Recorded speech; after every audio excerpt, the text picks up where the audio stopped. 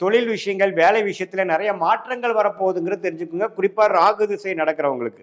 ரிஷபராசிக்காரர்கள் October மாதம் வந்து கொஞ்சம் கவனமா இருக்க வேண்டிய மாதம். ஏன்னா ராசி அதிபதி ஆகிய சுக்கிரன் நீச்சமா போய் சனி பார்வை பெறுகிறார். ஸோ சில டெசிஷன்லாம் நீங்க வந்து அக்டோபர் மாதம் எடுக்கிறப்ப கொஞ்சம் கவனமா இருக்கணும். ஒரு ஒரு முடிவுகளும் நீங்க எடுக்கும் பொழுது சற்று யோசித்து கவனமாக, வேகத்தை காட்டிலும் விவேகமாக செயல்படுகிறோமா என்பதை தெரிந்து கொண்டு நீங்கள் வந்து செயல்படுவது ரிஷபராசிக்காரர்களுக்கு ஒரு வேண்டிய ஒரு ஆலோசனை, வேண்டிய ஒரு அட்வைஸாக அக்டோபர் மாதத்துக்கு இருக்கு. கடன் விஷயத்துல இருக்கிறவங்க, எக்ஸ்போர்ட் இம்போர்ட் பண்ணிட்டு இருக்கிறவங்க, அவங்களுக்கெல்லாம் கொஞ்சம் கேர்ஃபுல்லா இருக்கக்கூடிய அமைப்புகள் நான் சொன்ன மாதிரி தேவைப்படுகிறது. வணக்கம் கிரக ரகசியம் சேனல் நேர்களே, நான் உங்கள் அன்பான சயின்டிஃபிக் வேதிக் அஸ்ட்ராலஜர் அஸ்ட்ரோலஜி பேசுகிறேன். நல்லது நினைப்போம், நல்லதே நடக்கும். இந்த வீடியோவில் நம்ம என்ன பார்க்க போறோம்னா, ரிஷபராசிக்காரர்களுக்கு அக்டோபர் 2025 மாதம் எத்தகைய ஒரு மாதமாக, எத்தகைய ஒரு பலாபலன்கள் நிறைந்த ஒரு மாதமாக, காலகட்டமாக வரப்போகிறதுங்கிறது சயின்டிஃபிக் வேதிக் அஸ்ட்ராலஜி முறையில், அறிவியல் சார்ந்த ஜோதிட முறையில் உங்களுடைய கர்மா எப்படி செயல்பட போகிறது, வாழ்க்கையில் சம்பவங்களாக எப்படி உருவெடுக்க போகிறது, நம்மளுடைய கோச்சார் அமைப்பு, ஆண்டு கிரகங்கள், மாத கிரகங்களோட பயிற்சி எப்படி வந்து ரிஷபராசிக்காரர்களை அக்டோபர் மாதம் பாதிக்க போகிறது, என்ன மாதிரி பலன்கள் கொடுக்க போகிறதுங்கிறது நம்ம துல்லியமாக இந்த வீடியோவில் பார்க்க போகிறோம். இப்போ பாருங்க, ரிஷபராசிக்கு 11ஆம் இடத்துல சனி கடந்த 4-5 மாதமாக இருந்து நல்ல பலன்கள் தான் கொடுத்து கொண்டிருக்கிறார்.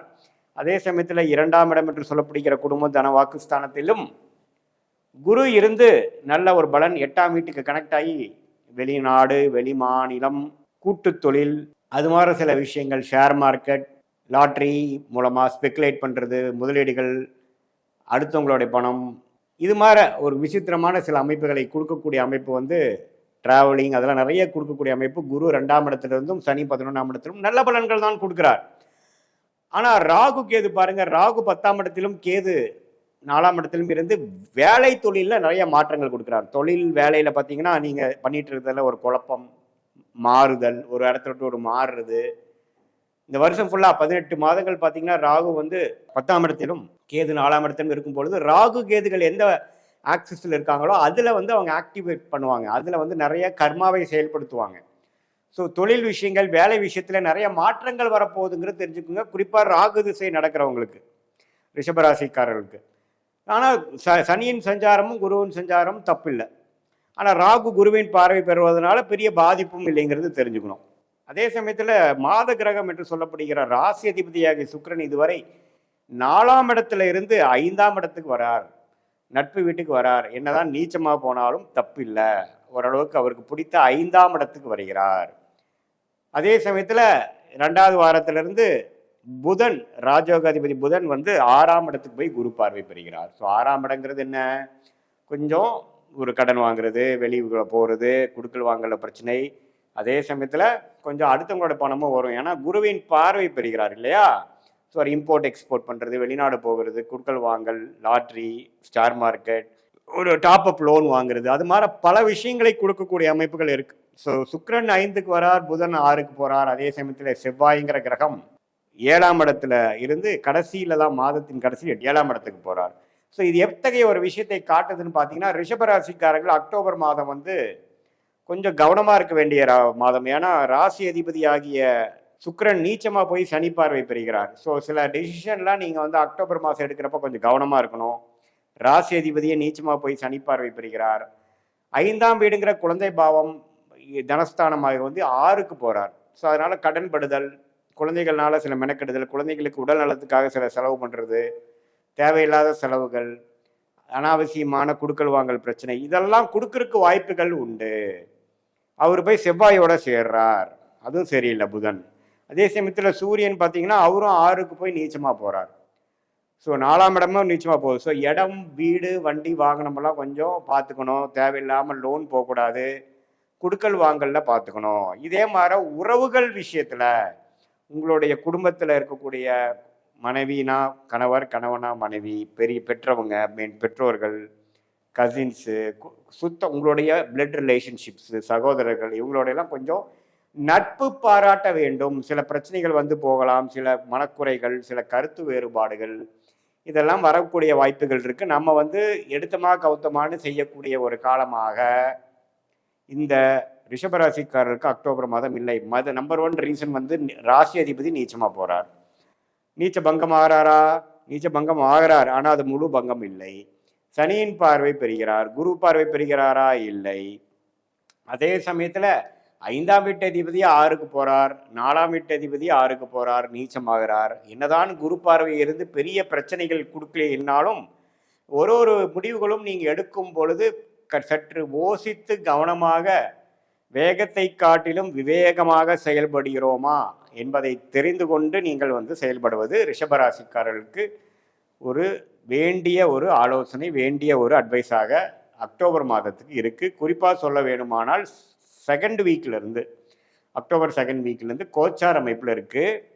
இது மாதிரி அமைப்புகள் உண்டு. அதே சமயத்தில் உங்களுக்கு வந்து இடம் விஷயங்கள், பிஸ்னஸ் விஷயங்கள், வேலை விஷயத்தில் மாற்றங்கள் உண்டு. அது எந்த மாதம் எப்படி நடக்குங்கிறது உங்களுடைய ஜென்ம ஜாதகத்தில் தசாபுக்திகள் எப்படி போய்கொண்டிருக்கிறது, நீங்கள் எந்த நேரத்தில் எந்த தேதியில் பிறந்தீங்க வச்சு ஒரு ஜாதகத்தை போட்டு அதில் என்ன நட்சத்திரம் என்ன தசை போகுதுங்கிறதெல்லாம் பார்த்து துல்லியமாக நம்ம எடுக்கலாம். இதில் பார்த்தீங்கன்னா உங்களுடைய டோட்டலாக எது மாதிரி ஒரு பேட்டர்னில் வந்து நமக்கு பிரச்சனை வரும், எதில் வந்து சேஞ்சஸ் காட்டுது அப்படிங்கிற விஷயத்தையே நம்ம வந்து அக்டோபர் மாதம் பொறுத்த வரைக்கும் நம்ம ரிஷபராசியில் ஆண்டு கிரகத்தை வைத்தும் மாத கிரகத்தை வைத்தும் அது போய் சஞ்சரிக்கக்கூடிய நட்சத்திரங்கள் வைத்து நம்ம சொல்லலாம். ஸோ குரு பார்வை இருப்பது வந்து தவறில்லை. ராசி அதிபதிக்கு வந்து குரு பார்வை இல்லையென்றாலும் புதனுக்கும் சூரியனுக்கும் குரு பார்வை பெறுவதனால சமாளிக்கக்கூடிய பிரச்சனைகள் உண்டு. அது அதே சமயத்தில் உடல் உபாதைகள், கடன் தொல்லைகள், வம்பு வழக்குகளுக்கும் சில பேர்த்துக்கு ஒரு தவறான 6ஆம் வீட்டு அதிபதியோ 8ஆம் வீட்டு அதிபதியோ நடக்கிறவங்களுக்கு கண்டிப்பாக கொடுப்பதற்கு வாய்ப்புகள் உண்டு. ஸோ உங்களோட ஜாதகத்தில் எந்த பாவம் ரன் ஆகிட்டு இருக்கு, என்ன ஆதிபத்தியம் ரன் ஆகிட்டு இருக்குன்னு பொறுத்து தான் சொல்ல முடியும். பொதுவாக கோச்சார் அமைப்புகள் உங்களை கவனமாக இருக்க வைக்கக்கூடாது. அதே சமயத்தில் காம்படிட்டிவ் எக்ஸாம்ஸ் படிக்கக்கூடிய மாணவர்கள், ஸ்கூல் எக்ஸாம்ஸு, காலேஜ் எக்ஸாம்ஸ் பண்ணுறவங்களுக்கெல்லாம் கொஞ்சம் மாதத்தின் செகண்ட் ஹாஃப்லேருந்து கொஞ்சம் நல்லா கான்சென்ட்ரேட் பண்ணக்கூடிய அமைப்புகள் உண்டு. ஏன்னா சனியின் பார்வையிலேருந்து விலகிறாங்க.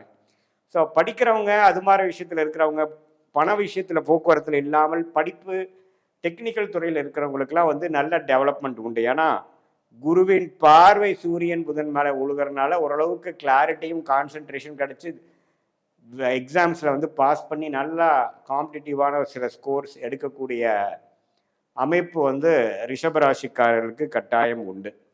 ஸோ அந்த மாதிரி அமைப்பு வச்சு பார்க்கும் பொழுது அந்த மாதிரி ஒரு துறையில், அது மாதிரி ஒரு வாழ்க்கை அமைப்பில் இருக்கிறவங்களுக்கு சாதகமான பலன்களும், பணம் போக்குவரத்து செஞ்சு கொண்டு இருக்கிறவங்க, கமர்ஷியல் லைஃப்பில் இருக்கிறவங்க, வியாபாரம் செய்கிறவங்க, குடுக்கல் வாங்கல் நிறையா இருக்கிறவங்க, கடன் விஷயத்தில் இருக்கிறவங்க, எக்ஸ்போர்ட் இம்போர்ட் பண்ணிட்டு இருக்கிறவங்க, அவங்களுக்கெல்லாம் கொஞ்சம் கேர்ஃபுல்லாக இருக்கக்கூடிய அமைப்புகள் நான் சொன்ன மாதிரி தேவைப்படுகிறது. ரீசன் பீயிங், உங்களுக்கு வந்து நான் சொன்ன மாதிரி இந்த 6ஆம் இடம் வலுக்குது. 6ஆம் இடம் வலுக்கும் பொழுது ஆகக்கூடிய கடன் கடைசி அதை அடைப்பதற்கு மிகப்பெரிய பிரச்சனை ஆகிறதுக்கு வாய்ப்பு இருக்குது. இது வந்து நல்ல தசாபுக்திகள் போயிட்டு இருக்கும் பொழுது தவறு இல்லை. பட் தசாபுக்திகளும் சிறப்பில்லாத பொழுது அதை வந்து அவசரத்தில் நம்ம பண்ணது வந்து கடைசி நம்ம ஒரு பெரிய பிரச்சனையாக வரும். அதே மாதிரி சீனியர் சிட்டிசன்ஸும் பார்த்தீங்கன்னா இந்த உடல் உபாதைகள் எல்லாம் கொஞ்சம் கண்ட்ரோலில் வச்சுக்கணும். ட்ரீட்மெண்ட் கரெக்டான ட்ரீட்மெண்ட் பண்ணுறோமான்னு பார்க்கணும். நம்ம டாக்டர்ஸை வந்து கரெக்டாக பார்த்து அதுக்கு தகுந்த மாதிரி மருந்துகளை எடுத்துக்கொண்டு நீங்கள் அதை நம்ம ஃபாலோ பண்ணும் பட்சத்தில் எந்த ஒரு பிரச்சனையும் வராது. மற்றபடி பார்த்தீங்கன்னா ஒரு கவனமாக இருக்க வேண்டிய மாதம் தெரிஞ்சுக்கணும். இது வந்து ஒரு பொதுவான பலனே தவிர உங்களுடைய ஜென்ம ஜாதகத்தில் வந்து எந்த தேதி எந்த நேரத்தில் பிறந்தீங்க, இப்போ என்ன நட்சத்திரத்தில் பிறந்தீங்க, அதை வைத்து என்ன தசாபுக்திகள் போய் கொண்டிருக்குது, தசநாதன் புக்திநாதன் இப்போ கோச்சாரத்தில் எப்படி இருக்காருன்னா மிக்ஸ் பண்ணி உங்களுடைய லக்னம் என்ன, ராசி என்ன, தசைகள் என்ன, புக்தி என்ன, இப்போ என்ன நடந்து கொண்டு இருக்கிறதெல்லாம் பார்த்து சயின்டிஃபிக் வேதிக் அஸ்ட்ராலஜி முறையில் துல்லியமான பலன்கள் ஷார்ட் டேர்ம் 5 months எப்படி இருக்குது, நெக்ஸ்ட் 1 year எப்படி இருக்குதுலாம் எடுத்து இந்த கோச்சார் அமைப்பு மிக்ஸ் பண்ணி நம்ம துல்லியமான ஒரு பலன்கள் எடுத்து அது மூலமாக உங்கள் வாழ்க்கை திட்டங்களை தீட்டி தேவையில்லாத பண விரயங்கள், சமய விரயங்களை தவிர்த்து எதிர்நீச்சல் போடாமல் எளிதான உங்கள் கர்மாவின் அடிப்படையில் உங்கள் வாழ்க்கை திட்டத்தை தீட்டி வாழ்க்கையில் வெற்றி பெற முடியும் என்பதை சொல்ல விரும்புகிறேன். மீண்டும் மற்றொரு காணொலியில் சந்திப்போம். நன்றி, வணக்கம்.